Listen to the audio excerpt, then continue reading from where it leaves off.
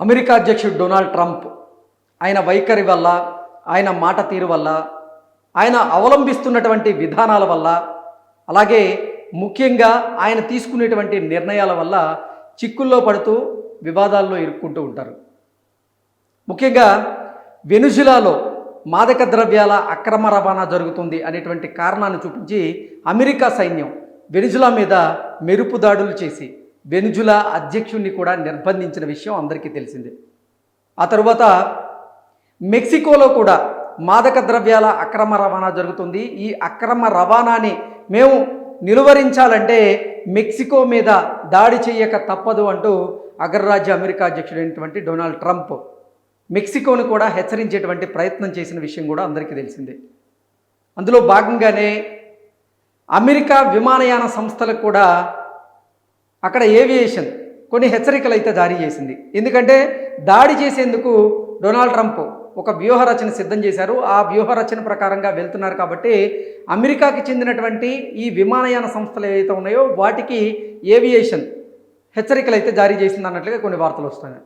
అలాగే ఇరాన్ మీద కూడా అతి త్వరలో దాడి చేయబోతున్నట్లుగా రకరకాల వార్తలు అయితే వచ్చాయి. ఇప్పుడు ఇరాన్ మీద అమెరికా దాడి చేసేటువంటి విషయంలో డొనాల్డ్ ట్రంప్ వెనక్కి తగ్గినట్లుగా తెలుస్తోంది. దానికి కారణం ఏంటి అనేది ఒకసారి మనం పూర్తి స్థాయిలో విశ్లేషణ చేసుకునేటువంటి ప్రయత్నం చేద్దాం. ఇరాన్పై సైనిక చర్య తప్పదంటూ ఇటీవల వరుస హెచ్చరికలు చేసినటువంటి అమెరికా అధ్యక్షుడు డొనాల్డ్ ట్రంప్ ప్రస్తుతానికి వెనక్కి తగ్గినట్లుగా కనిపిస్తోంది.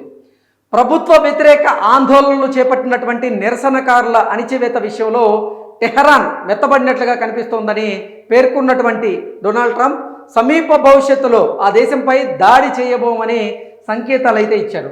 ఇరాన్పై దాడులకు దిగితే ఆ దేశంలో అనిశ్చితి మరింత పెరిగేటువంటి ముప్పు ఉండడం, ప్రాంతీయంగా తీవ్ర ఉద్రిక్తతలు తలెత్తేటువంటి అవకాశాలు ఉండడం, వాషింగ్టన్ పరిమిత స్థాయి సైనిక చర్యతో ఆగిపోకుండా దీర్ఘకాలం పాటు దాడులు కొనసాగించక తప్పని పరిస్థితులు తలెచ్చొచ్చని అగ్రరాజ్య అమెరికా అధ్యక్షుడు డొనాల్డ్ ట్రంప్ భావించి ఆ అంచనాల ప్రకారంగా ఇవన్నీ సైనిక చర్యపై ట్రంప్ నిర్ణయం మార్పుకి కారణమైనట్లుగా తెలుస్తోంది.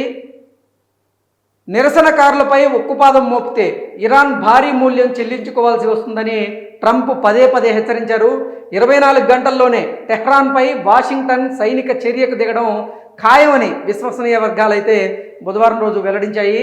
గతంలో ఇరాన్ విధించినటువంటి మరణ శిక్షల తాలూకు వీడియోలను ట్రంప్ వీక్షించారని, తాజాగా నిరసనల్లో పాల్గొన్న వారికి అలాంటి పరిస్థితులు తలెత్తబోతున్నాయంటూ కృతనిశ్చయంతో ఆయన ఉన్నారని తెలియజేసినట్లుగా ఈ వార్త సారాంశంగా మనం విశ్లేషణ చేసుకోవచ్చు. పశ్చిమాసియాలోని పలు వైమానిక స్థావరాల నుంచి అమెరికా హడావిడిగా తమ బలగాలను కొంతమేర ఉపసంహరించుకోవడము, సైనిక చర్య తప్పదన్న వార్తలకైతే బలాన్ని ఇస్తూ ఉన్నాయి. అయితే గురువారం కల్లా పరిస్థితి అయితే మారిపోయింది. ఇరాన్లో హత్యలు ఆగిపోయాయని ఆవల వైపు నుంచి చాలా ముఖ్యమైనటువంటి వర్గాల ద్వారా సమాచారం అయితే అందింది అంటూ డొనాల్డ్ ట్రంప్ అయితే ప్రకటించారు. దీంతో ప్రస్తుతానికి సైనిక చర్యల ప్రయత్నాలు నిలిచిపోయినట్లే అయితే కనిపిస్తూ ఉన్నాయి.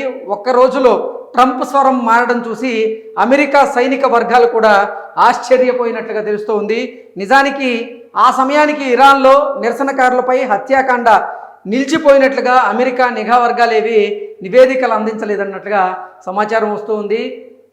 ఇక ప్రభుత్వ వ్యతిరేక ఆందోళనలో చురుగ్గా పాల్గొన్నటువంటి ఇర్ఫాన్ సోల్తానీ అనేటువంటి 26 ఏళ్ల యువకుడికి ఈ నెల 14న మరణశిక్ష అమలు చేయాలని ఇరాన్ తొలుత భావించింది. కానీ చివరి నిమిషాల్లో ఆ శిక్ష అమలునైతే నిలిపివేసింది. సైనిక చర్యలపై ట్రంప్ వెనక్కి తగ్గడానికి ఇది బాగా ఉపయోగపడుతుందని విశ్లేషకులైతే అభిప్రాయాన్ని వ్యక్తం చేస్తూ ఉన్నారు. ఇరాన్పై దాడుల విషయంలో ట్రంప్ వెనక్కి తగ్గడానికి ఇజ్రాయెల్ ప్రధానమంత్రి అయినటువంటి నెతన్యాహు కూడా ఒక ప్రధాన కారణమని తెలుస్తోంది. ఈ ఇద్దరు నేతలు బుధవారం రోజు మధ్యాహ్నం సెల్ ఫోన్లో మాట్లాడుకున్నారు. విశ్వసనీయ సమాచారం ప్రకారంగా ఇరాన్ అంత తేలిగ్గా తలొగ్గబోదని ట్రంప్ కూడా నెతన్యాహు అయితే తెలియజేశారు.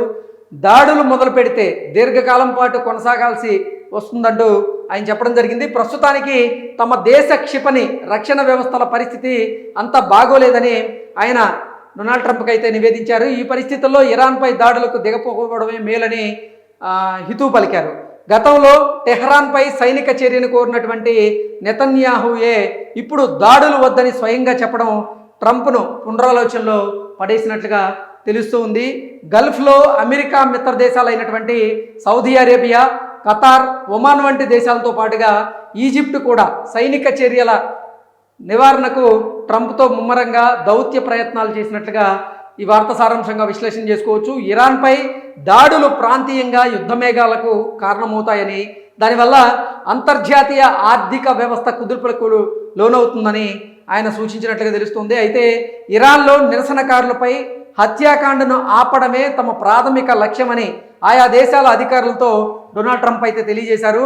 టెహ్రాన్ ఆ దిశగా సంకేతాలు ఇస్తూ సైనిక చర్యకు దిగబోతుందని ఆయన స్పష్టం చేశారు. ఆపై కొన్ని గంటలకే ఇర్ఫాన్ సుల్తానీ మరణశిక్షను టెహ్రాన్ నిలిపివేయడం, ఇది శుభవార్త, ఇదే కొనసాగుతుందని ఆశిస్తున్నా అంటూ అమెరికా అధ్యక్షుడు డొనాల్డ్ ట్రంప్ వ్యాఖ్యలు చేయడం వంటి పరిణామాలు ఇప్పుడు చకచకా చోటు చేసుకుంటూ ఉన్నాయి.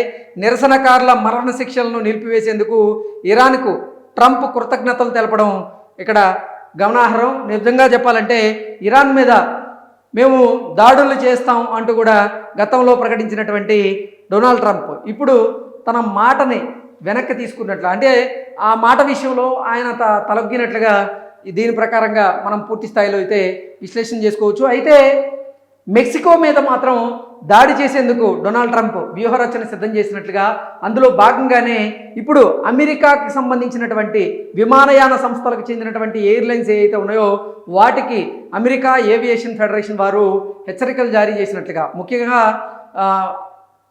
సెంట్రల్ అమెరికా, అలాగే మెక్సికో, క్యూబా వంటి ప్రాంతాల్లో మీరు ఎంత ఎత్తులో ప్రయాణం చేస్తున్నారనే దాన్ని బట్టి మీరు అత్యంత జాగ్రత్తగా వ్యవహరించాల్సినటువంటి అవసరం ఉంది అంటూ ఎయిర్లైన్ సంస్థకి FAA ఈ హెచ్చరికలు జారీ చేసినట్లుగా కూడా తెలుస్తోంది. దీని ప్రకారంగా చూసుకున్నట్లయితే మెక్సికో మీద దాడి చేసేందుకు డొనాల్డ్ ట్రంప్ సిద్ధంగా ఉన్నారు, కానీ ఇరాన్ మీద దాడి చేసే విషయంలో మాత్రం సైనిక చర్యకి డొనాల్డ్ ట్రంప్ వెనక్కి తగ్గి ఆలోచిస్తున్నట్లుగా అయితే ఈ వార్త ప్రకారంగా మనం విశ్లేషణ చేసుకోవచ్చు. Thank you so much.